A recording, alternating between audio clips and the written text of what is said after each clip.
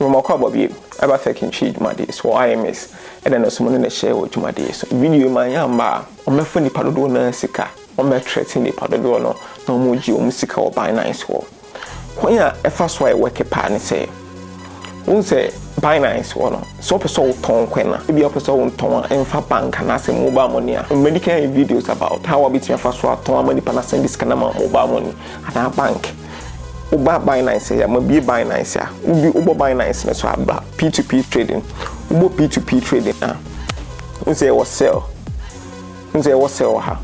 ubo sell na so a ubetimi choose payment method bi a person be Airtel Tigo Vodafone Cash MTN mobile money se ubo sell na so a na ubo sell na so na Binance for catch so train ni panel send this kind of mawa mpacho muntini you ni train ni panel send this kind of mawa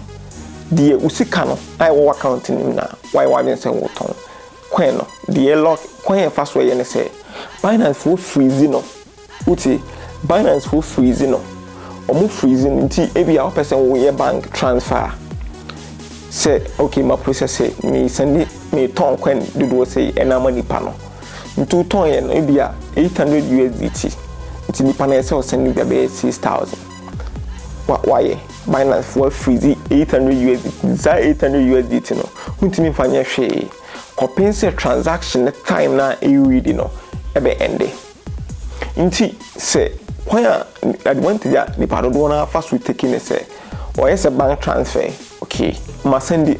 bank transfer pacho ma send this scan nti bo accept payment received na first scan e bracket so but ye nya ni say bo payment receive payment Binance for be just scan their money pa no e bia na on sanka scan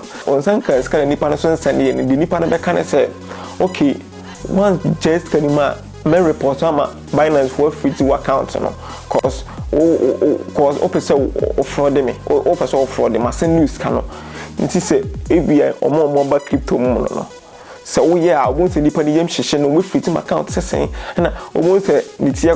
like all how payment receive na nipa ni send this can no but normal thing e wo say nipa na ka say mo freeze your account na ko freeze wo na we say freeze no amount na da how mo freeze ya and chire say Binance for freeze your account no Binance for freeze scan no cause why you say the say scan no ton to freeze scan no say the obo accept na scan be ko nipa no street nti say time na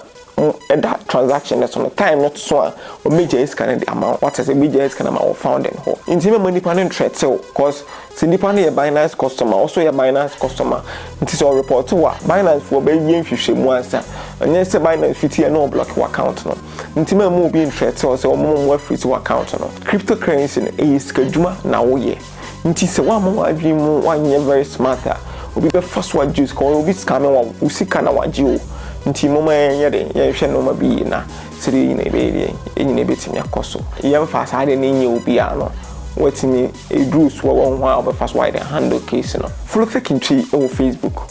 YouTube here subscribe channel the videos be brave brow the videos a ehu hia wo Ghana ha bia wo ya de bia unim ade na wo ye no